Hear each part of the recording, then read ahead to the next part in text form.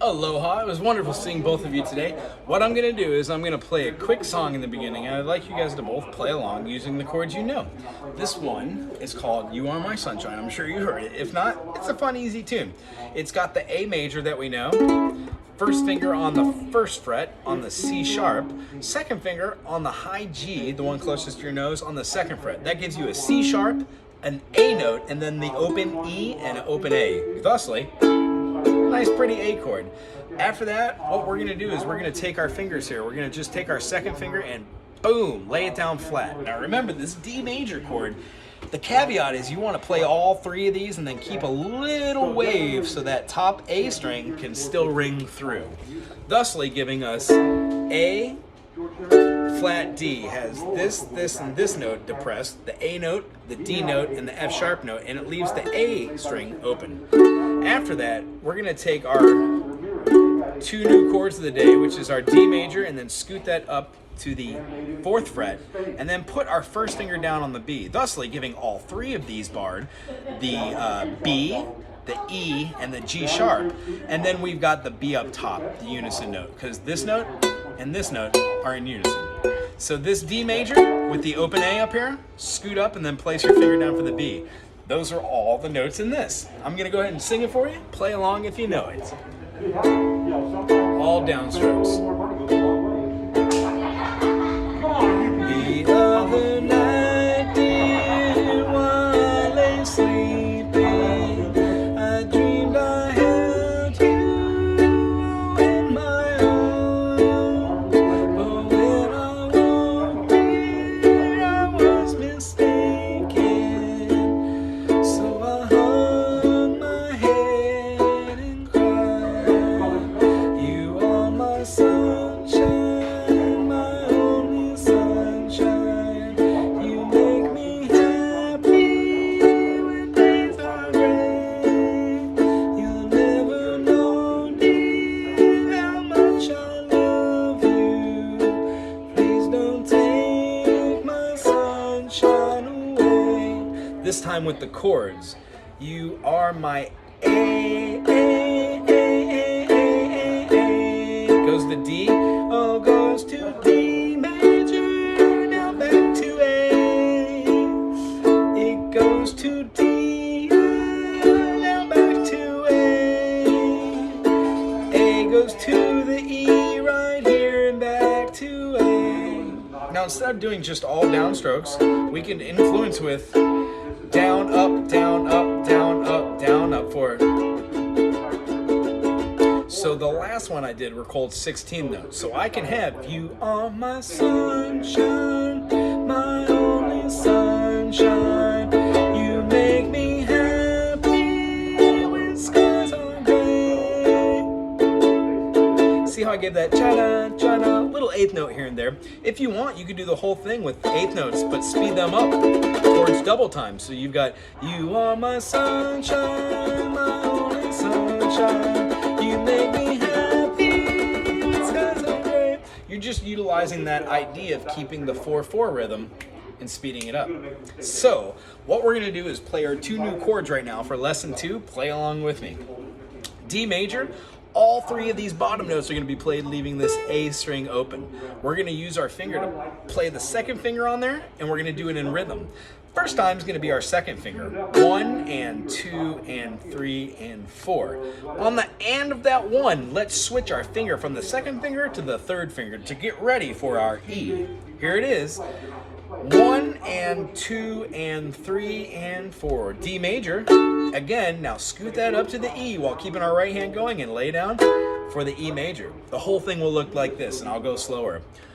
1 and 2 and 3 and 4 and 1 and 2 and 3 and 4 and 1 and 2 3 and 4 and D major, second finger, and 3 and 4 and D major, third finger. Now make sure you keep your right hand going, scoot that up, and play the E major, 2 and 3. Now back to the D for the second finger.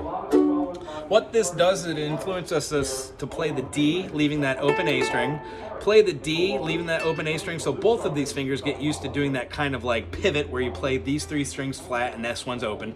And then when you scoot it over to here, your first finger, second finger, but your first finger, because you want to skip a fret from that, plays naturally there. I know it feels awkward for you, but keep trying this. Play this chord many, many times this week, and I'm guaranteeing you will get it. It's the last chord of our cage system, thusly brings us to this. Our lesson 1 and our lesson 2. Lesson 1 is to influence your fingers to get easier on the fretboard, moving up and down in half-step diatones. When we do whole steps, we have to be able to skip frets. So what makes sense is we got to get used to our stretches. The way we do that is knowing what our notes are. Our notes are these. The root is the 1, the subroot or the subtonic is the 2, our mediant is the 3rd, our subdominant is the 4th, our dominant is the 5th, our submediant is the 6th, and then our leading tone or our lending tone is called the 7th. Basically, 1, 4, and 5 are majors, 2, 3, and 6 are minors, and the 7th is a diminished. So when you learn a shape that's a major, you can play that major shape for your 4 and your 5. But in between that, you've got your 2 and your 3, which means you've got a major, minor, minor, major, major, minor, and then a diminished, and then a resolution for your last one. So long story short is, we're going to go through all those, but what I want you to see is this. C major, D minor, E minor, F major, G major, A minor, B diminished, C major. Don't get overwhelmed. What I'm going to do is show you how to play the minor form of all your majors, okay? Here's our C major. We also know if we play an A major, C sharp, A, and we play it in our secondary fingering, not our third, our second. So move our move our pointer out of the way, put our second finger that was on the A onto the C sharp, and then bring our third finger on.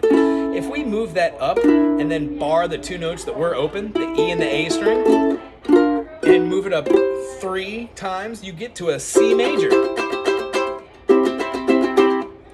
Just one uses the A major shape and one uses the C shape. So it's safe to assume if you play an F major, close to the A major, but an F, play it in secondary fingering, you can play an F major, F sharp major, G major. This G major, played with an F sharp bass, is the exact same as playing a G major or wrapping your pinky around. Just so happens this note is the G. So when we play these, some chords work out with the right fingering, some don't. But what I've done is I've lined you up with the correct fingering, so each one kind of falls into place. There's only maybe a handful of chords that don't perfectly line up when you do your spider exercises, where your fingers land and you're like, oh, when I do that, like do my spideys all the way up to like this note, the F note, I can play a B diminished or a G7. I can play an F major. I can play a D minor. I can play a C sus. So there are chords that use the same fingerings, and you'll get more accustomed to playing this. But right now, I'm just going to show you all the majors and all the minors. So in a C major, we have a C, E, and a G. When we take this note, the E, and flatten it to an E flat, we get a major to a minor. A minor bars the top, all 3, the A note, the E note, and the C note, and then the top G note is the unison with that top note. So that C major becomes a C minor. Same thing with our next note, a D major. D major has a A, D, and F sharp. F sharp is the 3rd because we've got D, E, F sharp. So our mediant flattens from F sharp to F, giving us D major to a D minor. First finger on the F, second finger on the A, third finger on the D. Our next note is an E major. It's the one we're working on as our chord of the day. Second fret, and then barring all 3 of these notes with our third finger. When we move this note, the G sharp down to a G, we get E major to an E minor. I love this chord. You put your first finger on the second fret, second finger on the third fret, and third finger on the 4th fret, and they all skip a string. So it feels like you're walking down a staircase. Boom, boom, boom, or even boop, but you don't use that one. Boom, boom, boom. And then that high G's played open. That gives you a minor. You hear the difference? So there's your E minor. Your F major to your F minor is interesting. Let me go forward. Here's your G major. First finger on the D, second finger on the B, and we're gonna wrap our third finger around for that middle string for the G. Our G major, when we keep our G here and we play our D note as well, we move the other two fingers so this finger can hit an F note and this finger covers that D. So it looks like this. That looks like an F major note. It's just right above it. So what happens is, when you're playing an F major, you also do that kind of movement. So here's the F major, F, open C, and an A. When you move this third, the median, in A, B, C, D, E, F, G, A, the A is the third in the key of F, you move this A down to an A flat.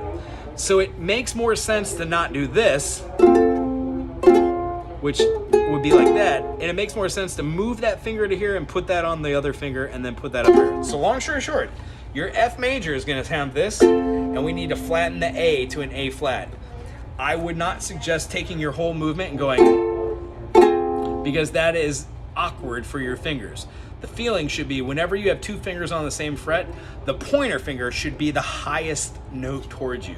Meaning, pointer finger goes to the G sharp, that finger that was on the A is going to move from the A and cover the F, and then your pinky is going to go on the C here, covering G sharp, leaving the C open, covering the F, and then putting our C up here. So boom, boom, boom, boom.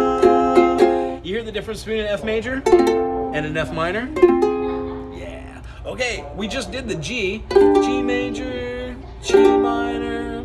The next one is going to be a B major. We're gonna bar these two to have the B and the F sharp barred, and then we're gonna play that A major shape with our two rest fingers. When you move this finger, you're moving the median, but you gotta be able to move it to this note. So maybe when we're playing our major bar chords, we just start barring all of them together, so when we do move that finger, it works out well. The only other way I can get your fingies to work a little bit harder and a little bit faster with this, I'll show you this lesson next week, but watch this. I'm gonna take that A major shape, secondary fingering, move it up to the B slot, or the C, doesn't matter, or the B flat, just as long as you've got all of them on the fretboard. What you're gonna do is play in rhythm your 1, 2, 3, 4. Then instead of having a half bar on these two with this bar shape down here, you're gonna bar the whole thing, same chord. And then you're gonna let off your middle finger to give you a minor.